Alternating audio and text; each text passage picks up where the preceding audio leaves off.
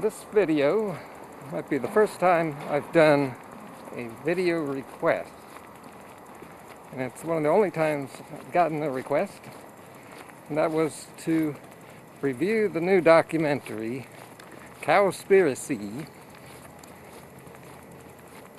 Shortly after the film began, I realized exactly what it was about, and I've been aware of this situation. It's not talked about much. Anyway, what is this Cowspiracy? So they're suggesting there's some kind of conspiracy with cows. Well, I don't know if it's an actual conspiracy. It's a lot like one. There's a lot of similarities. And sure, there's always conspiring to keep the truth hidden. But the bigger issue is society in general.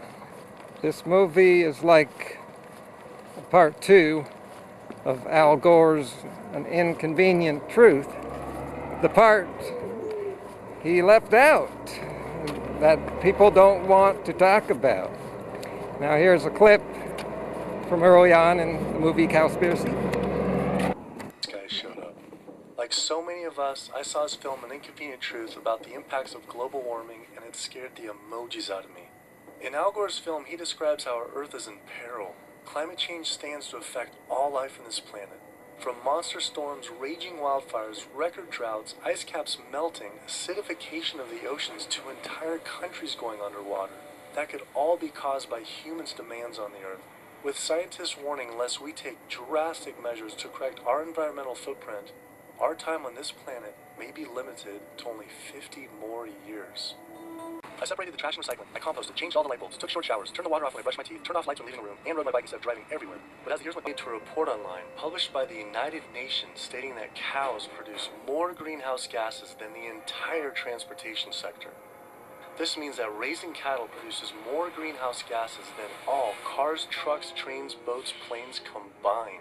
13% compared to 18% for livestock. This is because cows produce a substantial amount of methane from their digestive process. Methane gas from livestock is 25 to 100 times more destructive than carbon dioxide from vehicles. Here I've been riding my bike everywhere to help. So as you can see, people are not talking about this. It's not common knowledge. And coming up is the reasons, I'll be discussing the reasons why it's not talked about much. But as you can see, we need to talk about this, and something has to change. This brings yet another reason why all of my videos are important, and why I need to get more people to see them and see our whole community. Our community is the only one talking about certain things, and they're really important. When I went on Rainforest Action Network's website, I couldn't believe I didn't see anything about cattle. But I did see they had a large campaign against palm oil. Palm oil plantations are causing tremendous deforestation in the Indonesian rainforest. It is estimated that palm oil is responsible for 26 million acres being cleared, though, compared to livestock and their feed crops, they were responsible for 136 million. Yeah, keep away from those plant fats. Plant products are bad for you anyway. Get your healthy fats from, that's right, you got it. In preparing for this video, I did some research online, and I found some opposition and criticism of this documentary. Beef Magazine. Why ranchers should care about the documentary Cowspiracy. Let's see, why should they care? Why? Let's see. Beef Daily. Cowspiracy paints the beef industry. beef business in a very negative light, citing cattle as the sole reason we have sustainability issues on the planet. That's not exactly correct. In the trailer, the creators insinuate a little bit of hyperbole. They are taking a big personal risk, even endangering their lives by making this film, which is true, as we see.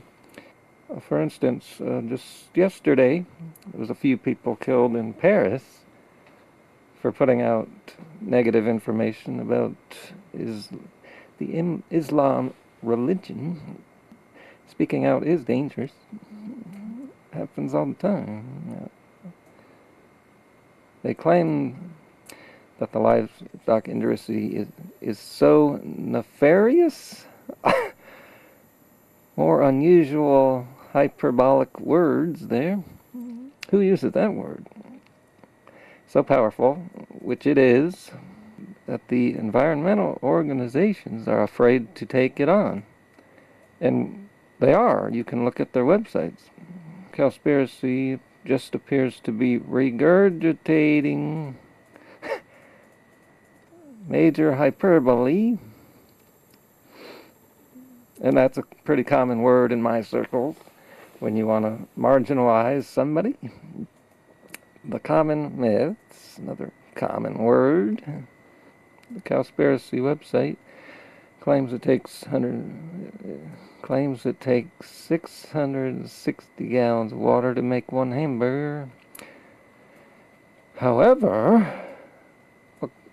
according to facts about beef, in reality it takes 441. Now all we have here is a different number.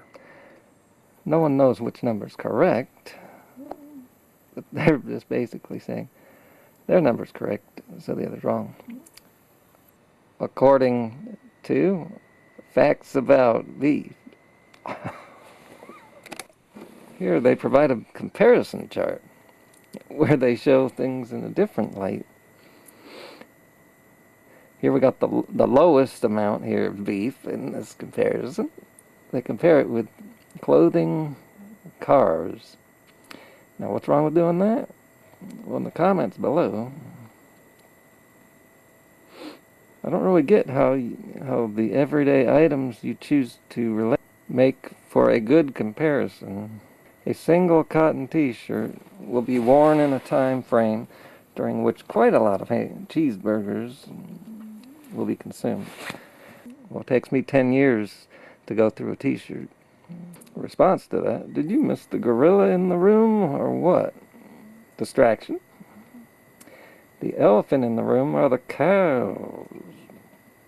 Troll much? Why are you only looking at water consumption? The movie goes through a whole bunch of different things. I started doing more research. The UN, along with other agencies, reported that not only did livestock play a major role in global warming, it is also the leading cause of resource consumption and environmental degradation destroying the planet today. How is it possible I wasn't aware of this? I thought this information would be plastered everywhere in the environment. No, you only find this information in the vegan community, where we have nothing to hide from. I went to the nation's largest environmental organizations' websites, 350.org, Greenpeace, Sierra Club, Climate Reality, Rainforest Action Network, Amazon Watch, and was shocked to see they had virtually nothing on animal agriculture. Hydraulic fracturing for natural gas uses an incredible amount of water. A staggering 100 billion gallons of water is used every year in the United States. But when I compared this with animal agriculture, raising livestock just in the U.S. consumes 34 trillion gallons of water. And it turns out the methane emissions from both industries are nearly animal agriculture. Can you comment on that at all, about how much that plays a role in water consumption and pollution?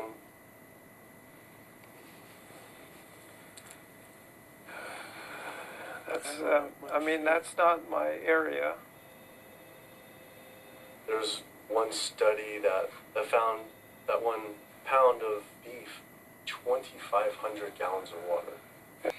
like if you went to someone's house and my neighbor has a faucet, you know, dripping, and then you see this giant hose turn full blast until 660 gallons of water are shooting out into the street, flooding the entire street. I think I would say, hey, you know, turn that off, please. It seems like it's a huge thing that we could be doing by far more than anything else. Just like, if that is really the case. I think that the water footprint of animal husbandry is greater than other activities. There's no ifs, and, or buts about it. That would be really powerful, just rather than waiting till we're in a drought. You know, what do you think about just starting now, and whoever's in charge of the Save Our Water, hey, let's start encouraging people to eat less meat now, because these studies are coming out. I don't think that'll happen. Why? I don't think that'll happen. Why? Because of the way government is set up here. That's interesting, though. Why though?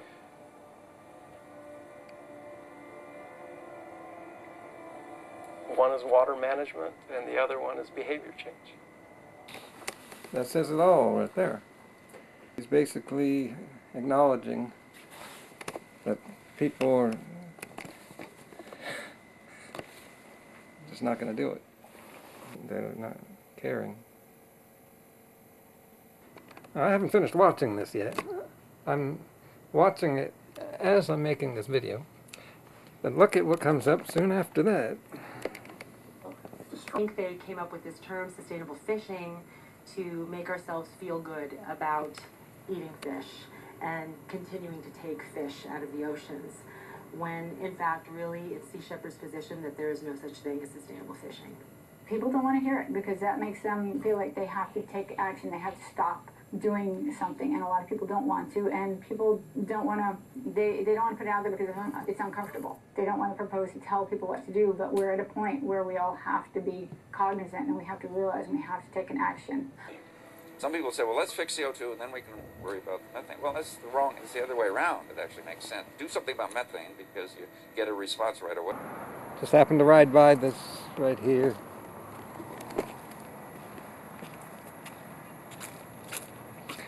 There's a sign over there that says $1,000 fine for littering. That's a lot of money. Now this would be littering, and you can see the kind of person who would do that. That's what we got in the world today. We have to understand who we're dealing with.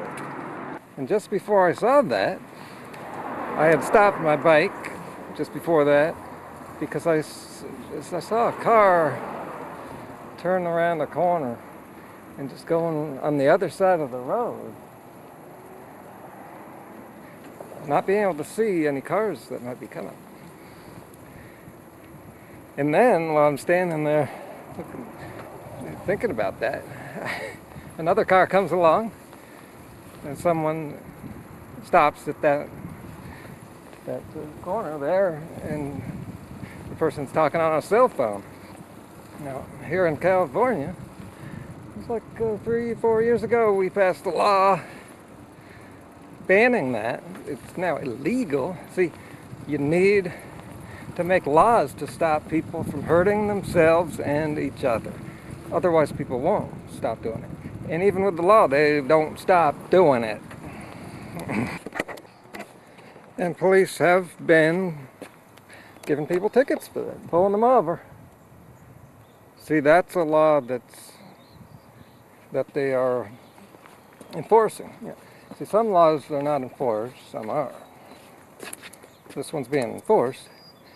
And I would agree with the enforcement of that law. Not so much selling cigarettes on the streets. On the other hand, when they do pull over these people, I don't think they should be put in a chokehold. I haven't mentioned this idea before, and you don't hear it too much on the internet. Talk about it's a big law, and of course vegans will get trashed by people saying that's a really bad thing. No, it's not. Saying trying to force people to not eat meat. Well, they shouldn't be in the first place. They fail to remember that there's a million laws that we have to follow, or we get put in a chokehold. Maybe not. Not if you're white. Fined or jailed. And a lot of those laws have to do with your rights ending where others begin, to protect other people. But it turns out people are just, when they make these laws up, they're being speciesist, which is the same thing as any ist, racist, sexist. It's human supremacy. I just made up that term, I think. Well, we have these laws protecting each other, thinking that we're so great. We're not. We only protect each other because we're protecting ourselves when we do that. People don't care about each other, they care about themselves. They always did. That's why there's so many isms in the world, even now, in the 21st century. People need to be controlled. But the problem with this law protecting animals, it's just not going to happen. When it comes to food, it's not going to happen. There are laws which shows humans will protect animals to some degree, but not when it comes to food. Anyone who would make these laws up is like, in America, they're likely to be eating meat because they've already been born into this cowspiracy. Here's another amazing clip from the movie. I was astounded to read they actually recommend that one of the best ways to help fish is to eat fish. With the world's fish population in near collapse, this seems like saying the best way to help endangered pandas is to eat pandas. I couldn't understand how Oceana could say we could remove close to 100 million tons of fish per year, and that could somehow be sustainable and good for our oceans. Many of the species that nearing extinction have done so are being ravaged and becoming nearly extinct in a declining fashion and haven't recovered on the watch of Oceana. And roughly 3/4 of all the fisheries out there are either fully exploited or overexploited. So there's really not a whole lot of fish stocks out there that you might consider at healthy levels for the ecosystem. Watching Andy's TED Talk gave about feeding the world. In 1988, fish catch, as you mentioned, peaked at 85 million tons. How is it possible that we can sustainably catch 100 million tons by 2000? For every pound of fish you're taking out, you're essentially taking out 5 pounds of wild fish. How can that be sustainable?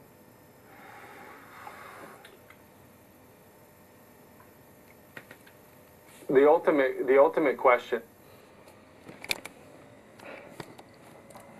His answer was amazing.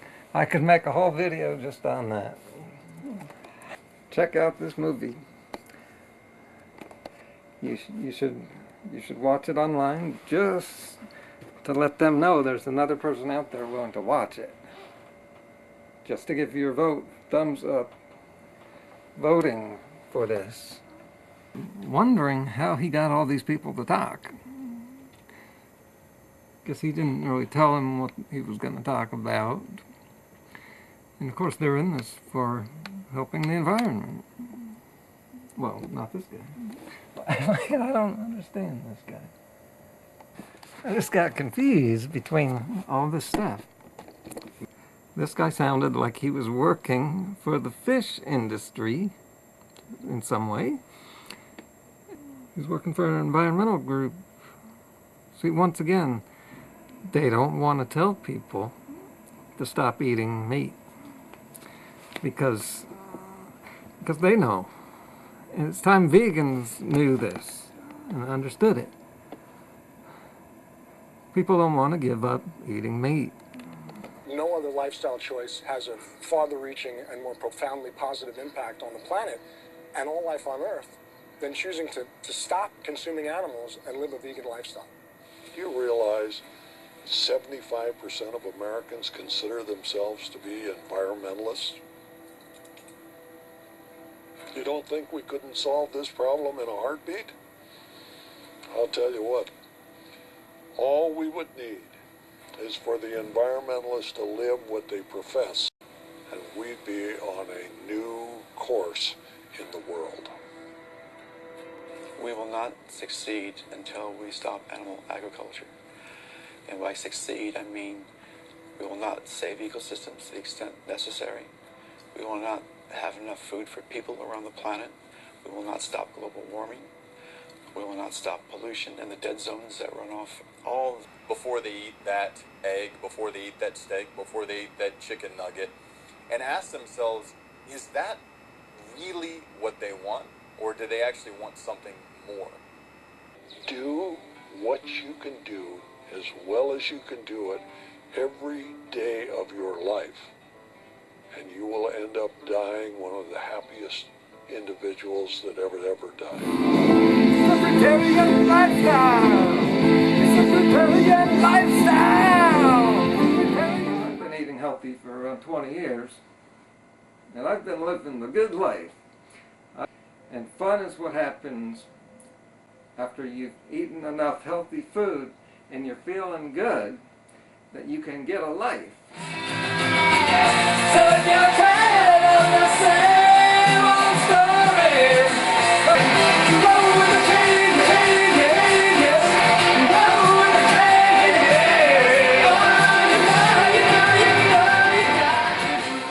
So it's a beautiful way to live.